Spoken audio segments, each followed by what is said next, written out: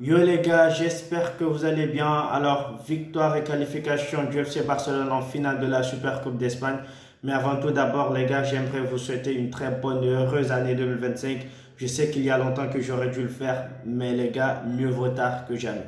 Alors, sans plus tarder, on va revenir sur ce match. Alors, sur ce match, je pense qu'il n'y a pas grand-chose à dire. On va retenir que la victoire. Aujourd'hui, on s'est fait est venu avec une formation 4-3-3, une formation différente de celle à laquelle il nous a habitués, mais le plus important, je pense que c'est la victoire. On est tous d'accord là-dessus. Et c'est normal aussi qu'on ait eu ce genre de prestations. Certes, ils ont très bien joué, ils ont très bien géré ce match, mais on attend beaucoup plus. En plus, il y a des joueurs qui reviennent de blessures, c'est pas toujours évident.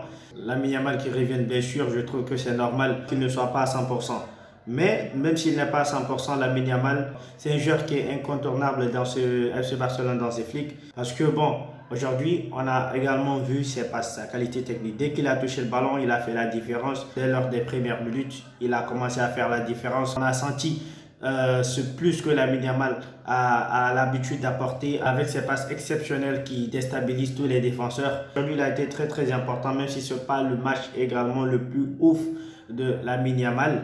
Il a même inscrit un but. Ça faisait longtemps. Aujourd'hui, Lamine Yamal, certes, il n'est pas reparti avec une passe décisive. Et je trouve qu'il aurait pu repartir avec une passe décisive et un but. Mais le plus important, c'est qu'il a été décisif, les gars. Ça faisait longtemps qu'on attendait ce but de Lamine Yamal encore. Parce que je pense que son dernier but, ça a été face au voisin merengue lors du Classico. Et depuis lors, il n'avait pas marqué. Il y a également le guerrier Gavi, les gars. Gavi qui a inscrit aujourd'hui son premier but de la saison. Lui également, ça faisait très très longtemps qu'il n'avait pas marqué. Notamment avec cette blessure qu'il a écartée durant un long moment des terrains. Mais aujourd'hui, Gavi, je l'ai trouvé très bon. Gavi, je l'ai trouvé très bon, les gars. Aujourd'hui, j'ai rien à reprocher à Gavi. Il a combattu comme on le connaît aujourd'hui. Le Gavi qu'on connaît, c'est ce Gavi-là que j'ai vu aujourd'hui. Le Gavi qui combat sur le terrain, qui donne tout sur le terrain. Ce Gavi qui aime se projeter et mettre des buts. C'est ce Gavi que j'ai vu aujourd'hui. Et je trouve que c'est très très important que Gavi revienne comme ça.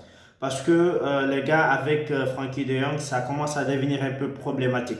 Frankie de Jong, ça devient problématique, les gars. Je trouve qu'il est en manque de confiance. Notamment avec ce qui est en train de se passer. Un joueur de son grade qui se retrouve sur le banc au profit de qui? De Casado, les gars. Aujourd'hui, Casado, il a mis de Jong sur le banc. Casado, il apporte beaucoup plus aujourd'hui qu'un Frankie de Jong.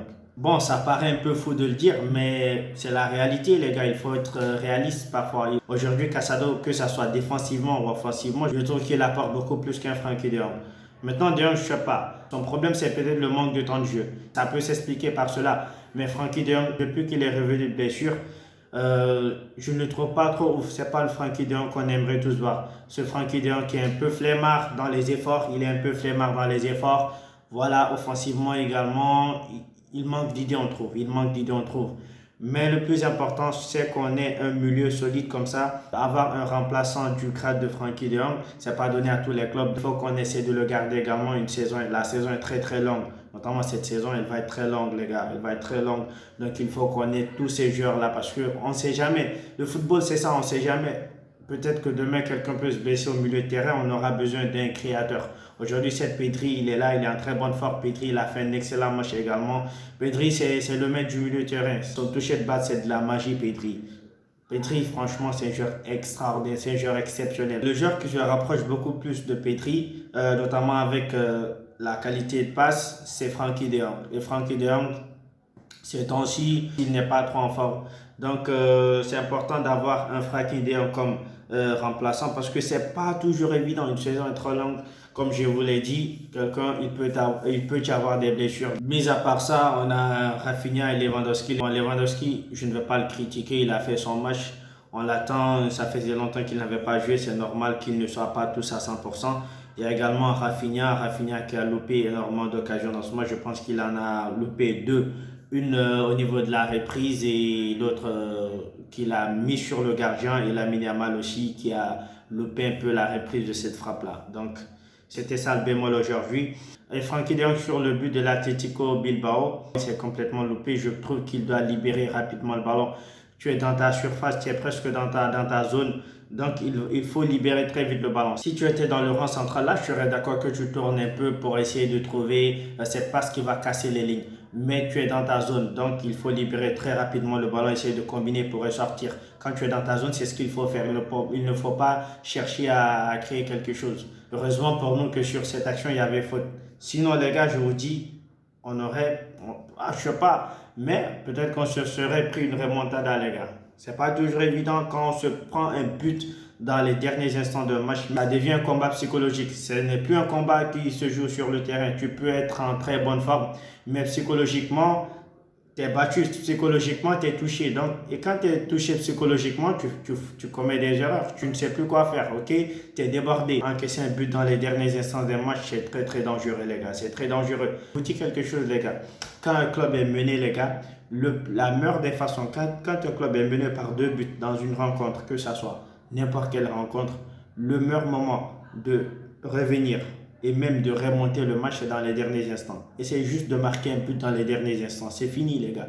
Psychologiquement, ça devient un combat psychologique. C'est là où le Real de Madrid tue beaucoup de clubs. Quand ils remportent la bataille psychologique, c'est fini, les gars. C'est fini, ils se donnent à fond. Et les autres équipes sont là à commettre des erreurs par-ci, par-là. Ils vous mettent la pression, les gars. C'est ça. C'est ça le football. Ça ne se joue pas seulement avec les pieds, ça se joue également avec la tête, les gars. Raison pour laquelle encaisser un but dans les derniers instants, même si tu mènes par 2 buts, les rapports de force peuvent s'inverser. Mais les gars, je ne peux pas terminer cette vidéo sans autant parler de Szczęsny, les gars. Extraordinaire et époustouflant. Époustouflant Szczęsny, les gars. Il est extraordinaire, ce gardien. C'est le gardien, pour moi, c'est le gardien qui dégage beaucoup plus de confiance. Certes, Iñaki Peña, il est très bon. Peña, il est très bon, on n'a rien à lui reprocher jusqu'à là. Bon, certes, il y a des choses qu'on peut lui reprocher et tout. Mais je pense que Szczęsny, c'est le gardien qui dégage beaucoup plus de confiance. Je pense qu'on doit lui donner sa chance. Je pense que son heure est venue, son heure a sonné. L'heure a sonné pour Szczęsny d'être titulaire au FC Barcelone, les gars. Il faut qu'il soit titulaire. Moi, je veux voir Szczęsny, les gars. On savait tous que ce n'était pas un problème d'expérience. On doutait tout simplement sur ses qualités physiques. Il nous a montré qu'il est prêt. Il a fait 2 matchs, il a enchaîné 2 matchs et 2 clean sheets, les gars. C'est le gardien qui m'inspire beaucoup plus confiance, les gars. Certes, Iñaki Peña, il est bon, mais c'est le gardien qui m'inspire beaucoup plus de confiance. Et je pense qu'il doit commencer à assurer les cages. Et je pense que même les défenseurs, avoir un Szczęsny derrière, c'est beaucoup plus rassurant, je trouve. Je trouve qu'ils sont beaucoup plus, je trouve qu'ils sont beaucoup plus sereins quand ils ont Szczęsny derrière que quand ils ont Iñaki Peña. Moi, c'est mon point de vue. Je ne sais pas pour vous votre point de vue, mais je trouve ça comme ça. Je trouve ça comme ça. Il faut que Szczęsny, il faut qu'on lui donne sa chance.